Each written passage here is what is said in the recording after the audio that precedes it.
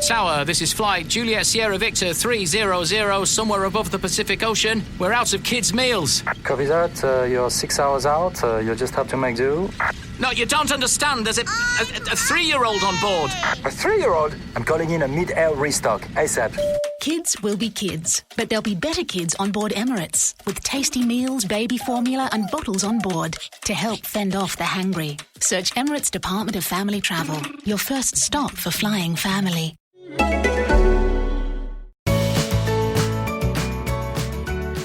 Hello and welcome to the Art of Decluttering podcast. I'm Amy. And I'm Kirsty. And we have one of my beautiful friends here today in the studio with us. Sylvia, welcome. Hello. We're going to be tackling a topic today called Recycling Holding Zone, which was actually suggested by Sylvia because she's going to share her wisdom and how she does it. Tell us a little bit about yourself. Tell us what you do. Okay. Who you are, who lives in your house. Yeah, I am an engineer.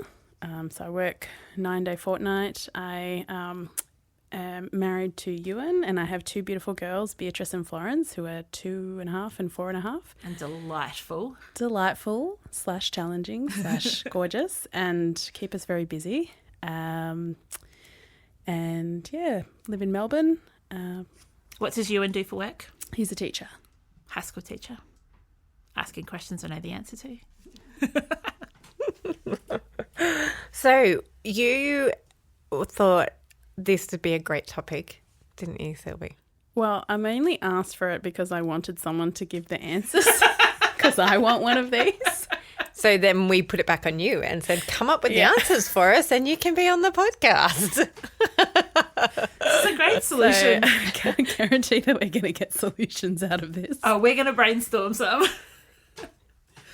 So what do you mean a recycling holding zone? All right, I prepped for this, so I wrote some stuff down. So it is a home for items that you have labelled as for recycling, but you need to do an action other than put it in your yellow bin for whatever reason. Excellent. Can you give us some examples of that? So examples might be e-waste. So in Victoria, I think you mentioned it on the Cords episode, e-waste is illegal to go into landfill now. So you've got to take it to the transfer station or take it to, e-waste collection zone. And I don't know about other people, but if I have one broken cable, I just am not going to go make that trip for one thing. So I'm going to collect whatever amount of stuff and then take that, tub or whatever and drop it off. So it's somewhere to put all those things while you're waiting to collect enough to then take it. What kind of things? So e-waste, what other kind of things? Soft plastics is a big one. So under my sink, I've got a supermarket shopping bag, reusable one, and we put all the soft plastics in there. So like frozen vegetable packets and, chip packets and whatever soft plastics, and cheese wrappers, everything goes in there. And then when we go to the supermarket, we put it in the soft plastics recycling bin and then do the shopping, start again. And do you take the green bag and just shake it out into that plastic bag? I do now. Often, so I've got one in nappies, so often the nappy bags that they come in that's a pretty good size for the week, and I just shove everything in there and then it's got a little handle and take that. That's great. Yeah, so please don't open a new plastic bag to put your soft plastics in. It's the only thing I'll say. But generally if you get a shopping bag from any kind of shop that you can't really use for rubbish, you can shove all the little bits and pieces in. We find the bread bag is a good size because you can stuff it all in. Or the apple bag. Yeah.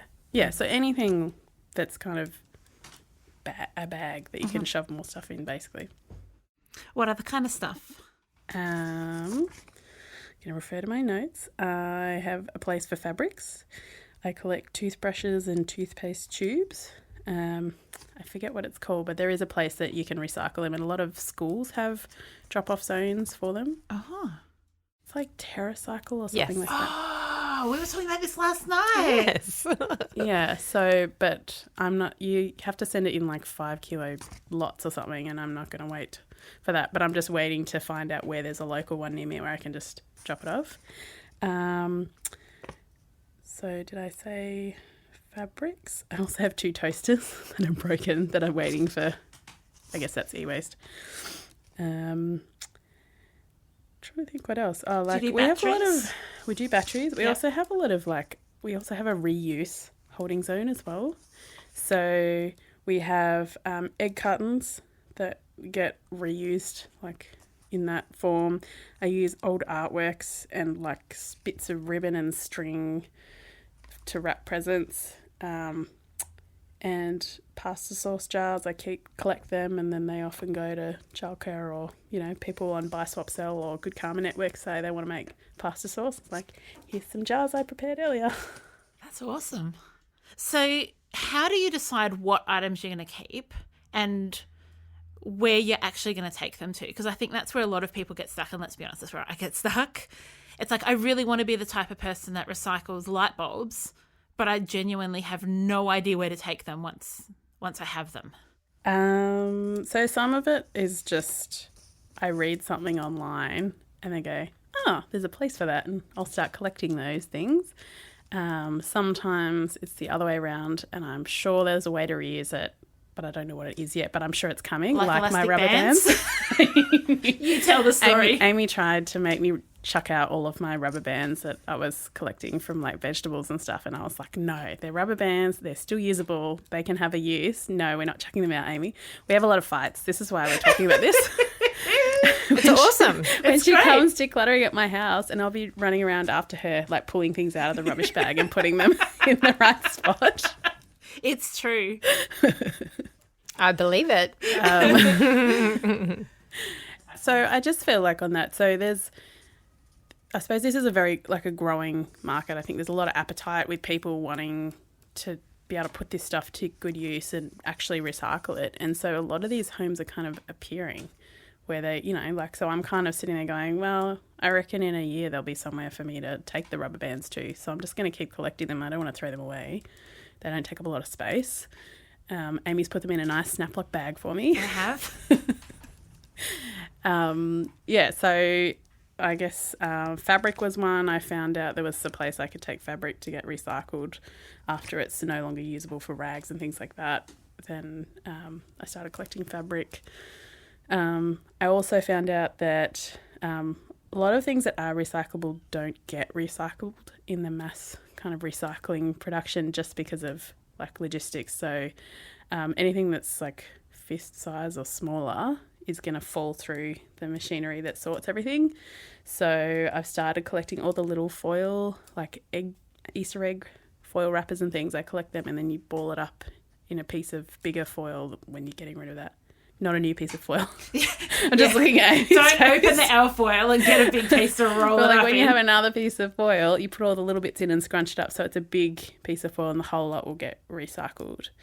So can you go into that a bit? Because I know we were talking about it with bottle caps and stuff. So the machines. The milk bottle caps. Yeah. So talk us through that, the logistics of that. So I don't want to caveat, I'm not a recycling expert, and someone's going to call you up and go, that's not how it's done. My understanding is that they use air sorting to kind of blow the plastics one direction, blow the paper somewhere else, and they use conveyor belts. So anything that's that small is going to fall through. And milk bottle caps are not actually made of the same recyclable plastic as the milk bottle. So I think they're type 2 and type 4. In the little triangle. And so they just because it's recyclable doesn't mean it will get recycled when it goes through the yellow bin processing. So styrofoam is recyclable, but most councils won't accept it in their recycling collection. Milk bottles. So my work has just started collecting milk bottle caps, and they get turned into 3D printing extrusion fibres that then get 3D printed into prosthetic limbs for children. That's awesome. It's really cool. I think it's called Envision Hands, but if you look up milk bottle caps. Okay, what is your why behind why you're doing all of this wonderful holding zones? So, number of reasons. I guess it started with, for many people, I watched The War on Waste and was just, I guess, horrified when you see it all en masse. And I really wanted to make some changes.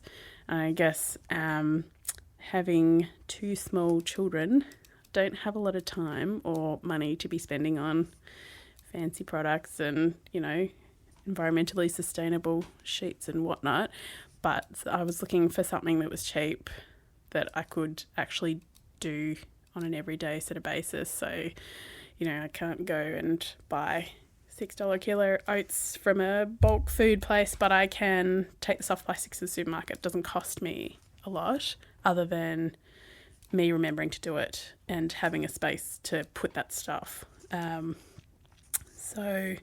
for me, I guess with my personal ethics, it's always about leading by example. So I can't really expect other people to do it if I'm not going to do it myself. And what a great example to set for the girls. Like, they're growing up in a home. So if you think about, we as a generations, we tend to build on the foundations given to us. So like, I grew up in the age of incinerators. So there was no foundation of recycling. But like, your girls are growing up going, of course we recycle soft plastics. What else would you do with them? Yeah, like, so and then, that's the hope. And I guess that's one of the other reasons is that in my circle of families with young children, a lot of people are expressing like climate anxiety. Like, what is the world going to be like for our kids, and what can we do about it, If people are not happy with kind of, I guess, what's happening broadly. So what can we do in our circle of influence that's going to make any kind of difference? And has any of your amazing recycling passion inhibited living in your home? It's a really good question. I didn't put her up to that question. I'm looking at Amy because Amy's in my house. Yeah, I would say it has. So, we have this rule of like use it twice. I can't even remember how we came up with it, but the idea being that if you use something twice, then you halve the amount of things that you use. And so, we use the back of lists. So my kids have coloured on this list and now I'm using it to write on. But in the meantime, you have all these bits of stuff floating around. So I guess that was one of the things that Amy really helped us with the first time she came was finding a place for all of the colouring in pages and all the paper with one side blank that we can draw on, so that things weren't kind of everywhere waiting to be used. In terms of like, in some ways it has held me back, but it's also meant I've decluttered my house in a slower way deliberately because I want to be mindful about the way I repurpose things and the way I rehome things. It's about integrating the habits of being accountable to yourself. So if I say, like, at the moment we've got a bike that I want to sell and it has been sitting there for 12 months because it's a really expensive bike and I'm not going to just donate it, but I just haven't made the time to do it. So, yeah, like, it's about holding myself accountable and going, Amy, you said you're going to sell that bike. Sell the flipping bike. And it's the same with our recycling holding zones, because what we found with soft plastics is we don't go to the supermarket. We do Coles delivery and Hello Fresh. And so, we had these massive bags and we'd end up tying up a bag, but then that wouldn't fit in our holding zone. And so then that bag would go in the car. Like, you've got to think through the whole process. Yeah, and then work out how that's got to work for you. Yeah, yes, exactly. Hey, we just wanted to take a few seconds to say thank you so much for tuning in. We really appreciate this podcast community, and on that note, we wanted to get to know you better. Podcasting is a unique platform where you get to know a whole lot about us. We don't really have an easy way of getting to know all of you.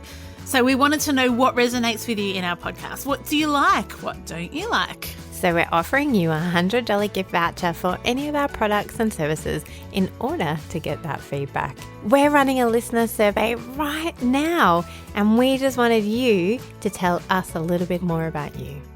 It takes just a couple of minutes. And as we said, you go into the draw to win a $100 gift certificate. Get on it. So head on over to artofdecluttering.com.au/survey or click on the link in the show notes. We can't wait to get to know you.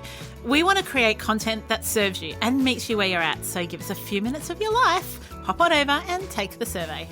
Again, visit artofdecluttering.com.au/survey or visit the link in the show notes. You been meaning to speak to someone about fertility treatment, but you've just got to finish the last 3 seasons of The Real Housewives of Beverly Hills.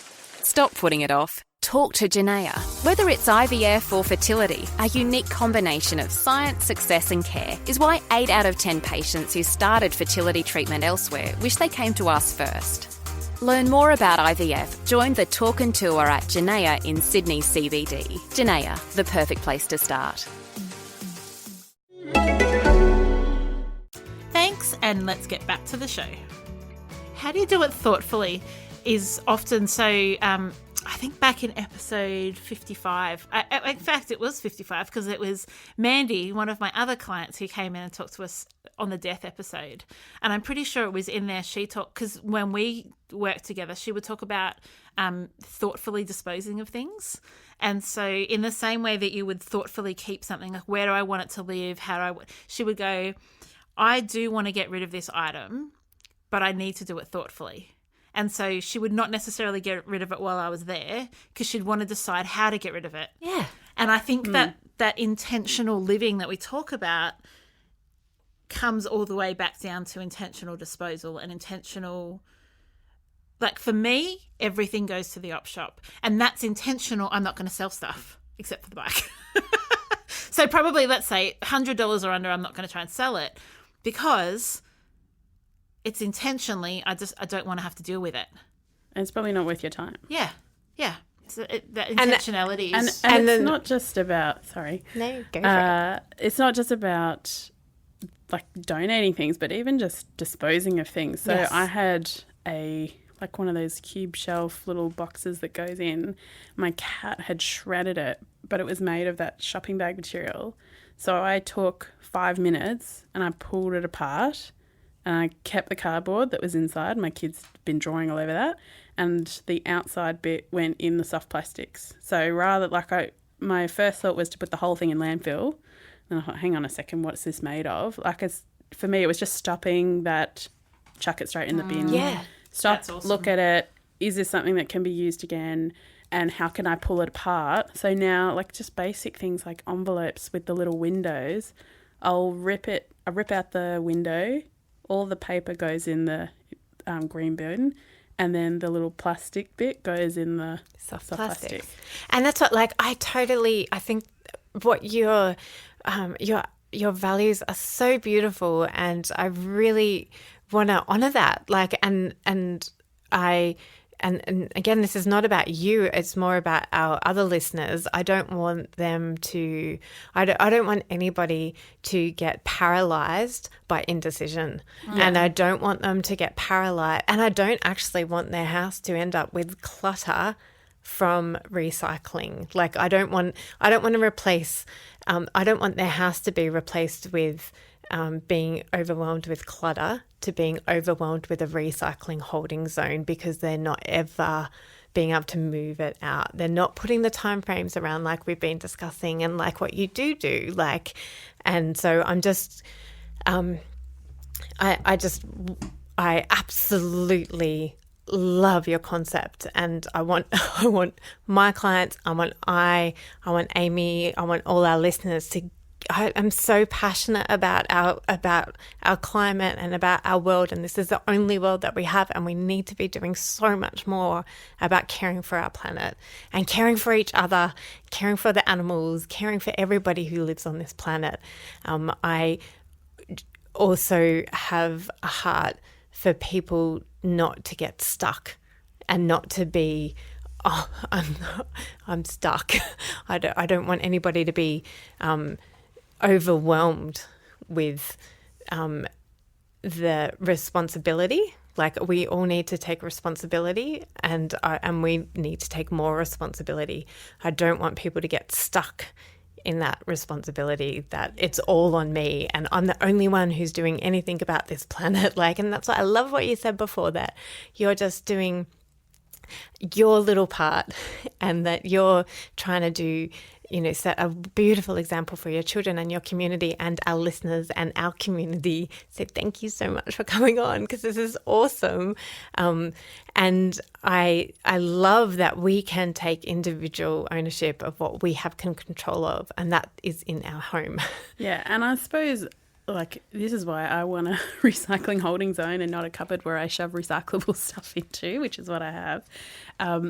But I suppose for me, creating the container that is a realistic size. So how much soft plastics am I going to generate in a week that I'm not going to be able to get to the supermarket till the end of the week. So I've got to have enough room to take that. And then when it's full, I take it. And if there's more, I can't keep it. Or how big is the e-waste going to be if I can get there once a month? How much am I going to generate in that time? Or so I guess thinking about the size and thinking about containers that are, appropriately sized, so that, and that's your limit that you're giving yourself. That if that thing is full and you can't get there, then the rest of it is going to go in the recycling bin, or it is going to go wherever. This is what I think's hard. We got the other day it's like little boxes, like cubes, but little drawers in them. And I was like, we would do batteries, light bulbs, all the little things.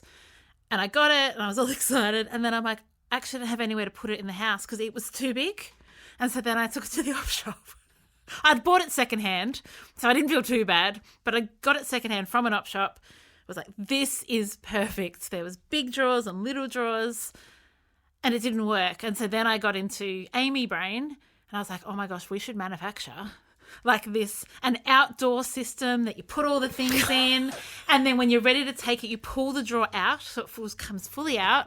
You can put it in the back of the car or wherever you're going, and you just empty and then you put it back in. Like, I had all these thoughts and any ideas? I like the sound of that. I mean, one thing that I would say, I don't want people to feel like, oh my gosh, this lady is telling me that I have to suddenly go out and do all this extra stuff.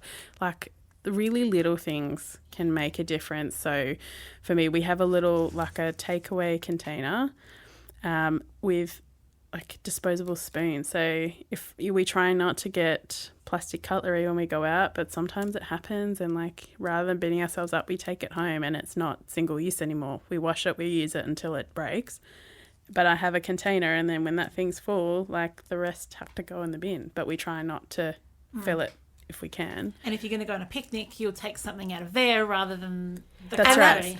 And that's where it's having grace for yourself, going, okay, today it is going in the bin, or actually my motivation is to get in the car and go out of my way for 20 minutes to go to where I need to take it. If it depends on what your priority is that day, or that, it just depends on where your values lie, or where your grace lies. Or what's practical for you at that time. Exactly.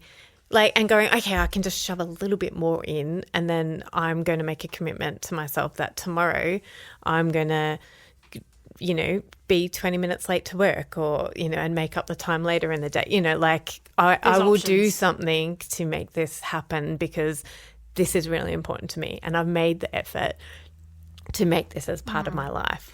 And there's some companies now that are making it easier. So you can go to, you tell me, Sylvia, is it Aldi that have different stations you can recycle at?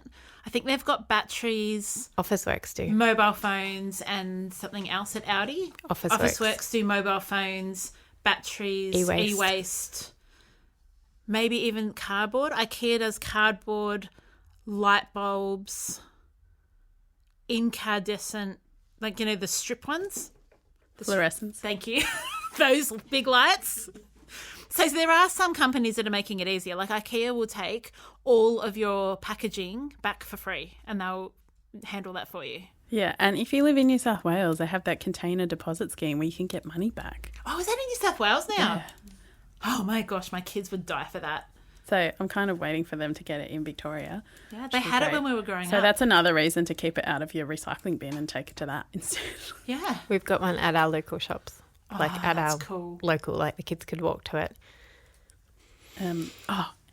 Great. Awesome. That's what I was thinking of. So I suppose the other thing is it's great to have all these habits, but then like they're kind of stretch targets. So like don't feel bad if you don't do it all the time or if you're tired. Sometimes you have takeaway and the takeaway containers come. Like don't feel bad about that, but just see them as, well, they're not single-use plastic containers because I'm going to use them again. And there is there's a whole apps. Somebody put it on our community page the other day about sharing your food scraps. So like you can, if you're peeling your veggies and you don't have a worm farm or you don't do composting, you can put it on an app and one of your neighbours can come and get it and put it in their worm farm. Yeah. So there's so much of this sharing economy that we need to be taking advantage of so that we can be helping the Sylvias of this world help the Amys who... It's true though. No, I know. But like, well, you guys are a perfect match. We are. And there's lots of resources online. So like heaps of Facebook groups on being environmental. I think there's a War on Waste Facebook group. Like good karma networks on Facebook are really like, you'll often see posts of people saying, oh, where do I take my milk cartons, or where do I, take my egg cartons? Where can I drop things off? Where can I take clothes? Where can I? And then people answering. So there's a lot of knowledge out there in the community, and it's all kind of online if you just look for it. Yeah. It's so awesome. And that's what, like, I really love your approach to decluttering, because you are being very intentional about doing it slow so that you can practice your maintenance in the meantime and you can practice letting go, like you can do the letting go slowly. Often we go into clients' home and the immediacy of needing to get their house decluttered for whatever reason means that some things need to go in landfill because we don't have the luxury of time. And that's not... And that's totally fine. Like, if that's kind of where you're at, that's absolutely fine. And I don't want people to feel bad if they're not doing it that way. Yeah. And so I'll often say to people, we're not going to do all the recycling things. We're just going to go for it. We're just going to get it done and then set up the habits. But if you want to do it the other way, say, actually, and lots of my clients have said this because they know this about me, because they listen to this podcast, Amy, I want to make sure we recycle. I want to make sure we send stuff to Big Group Hug rather than everything to the op shop. So it's important to have that conversation because then you're aligned. Yeah. And there's a little bit less conflict. A little bit less. I love you. But that's like, as we say, that's our job, is to question, and our job in questioning is to understand people and to know where their motivation lies and to understand their values and to understand their beliefs, because it's in that understanding that we can come alongside you and we can continue to challenge some of the to keep digging, to keep challenging, to keep going.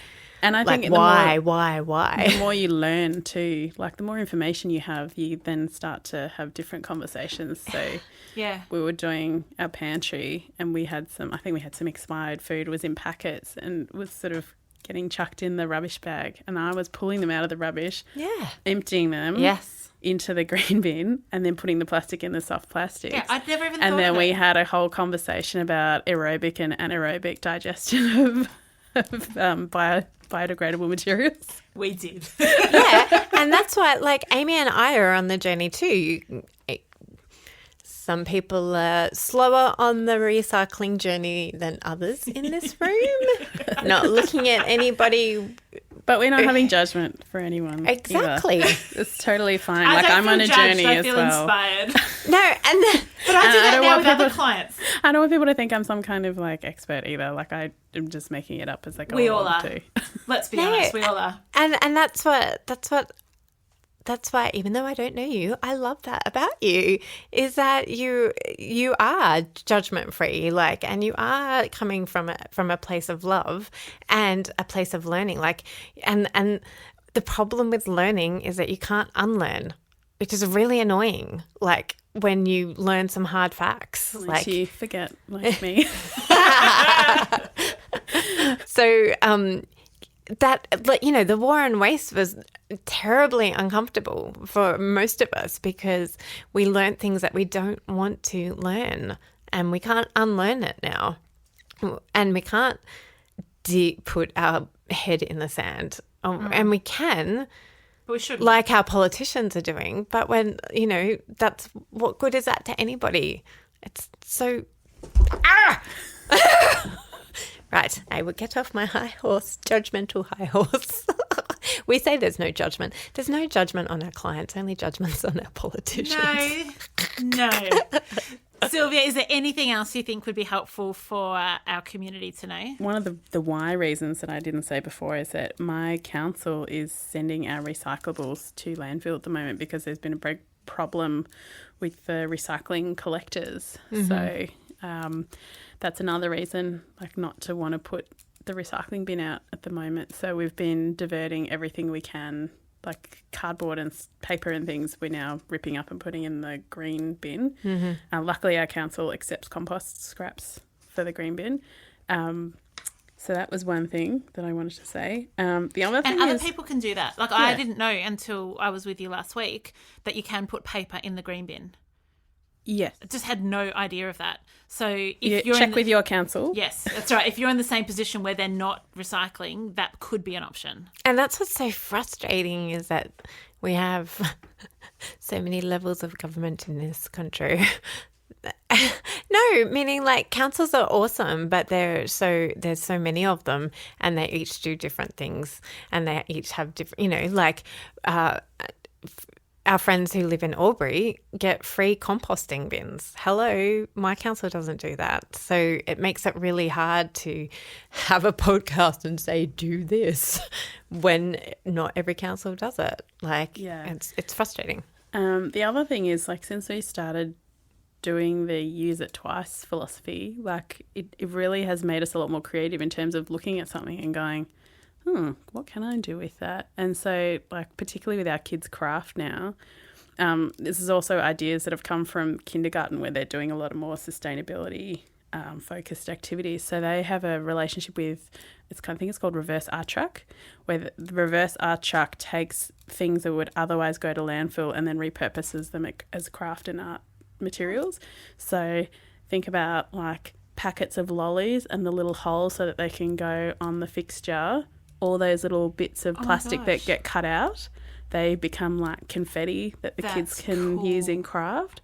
And so it really kind of has opened up our minds in terms of how you can reuse things differently. So I wrote down some weird things that have been in our craft and have been used in craft in our house. So broken handles from gumboots, wool scraps, little bits of paper, because my daughter has just got into scissors and loves cutting up catalogues into tiny little bits, so that becomes kind of confetti. The little ribbons out of clothing, I just cut them off and they stick them on.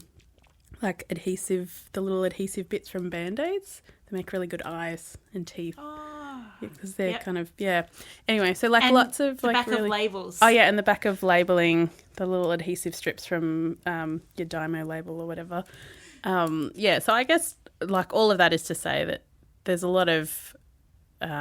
I guess thinking out of the box, and there's so many different ways to use things, and I think, I've been really fortunate to see it through the eyes of my children, because they'll say, you can't throw out that like plastic container from peanut butter because that could be a robot's head. You're like, totally, it could be a robot's head. Yeah, that's cool. Yeah.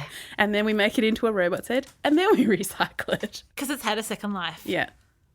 So wow, if people take nothing away from this episode other than Second Life, I'll be happy. But I hope you take a whole lot more away from this amazing episode, in my humble opinion, because of Sylvia. Thank you so much for joining us in our studio today. It's been a pleasure. Thank you for having me. Thank you. You're amazing. You really are. I'm going to read out a review from Apple Podcasts from April 1984. I don't think the review's from all the way back in April 94. I think there's a girl called April who was born in 1984. It's a 5-star review called Inspiring. She says, I love these ladies. Such fantastic wisdom around cleaning up and decluttering around the home. I especially love the topics on photos, junk rooms and clothes. I was hesitant to start decluttering, but after listening to a few topics, I felt prepared to have a go. And I'm so glad I did. Thanks so much. Thanks, April, and thank you, Sylvia. Thanks, Kirsty. Thanks, the rest of the world. See you next week. Bye. Have a good week. Bye. Thanks for joining us. If you've learnt something awesome today, we'd love you to leave us a review on iTunes or Facebook so others can find our podcast too. Don't forget you can see the show notes in your podcast app or over at our website, artofdecluttering.com.au. So if there's anything you want more info on, check it out there. If you'd like to join our supporter community, you can do so over at patreon.com/theartofdecluttering. We hope you have a great rest of your day. And enjoy the freedom.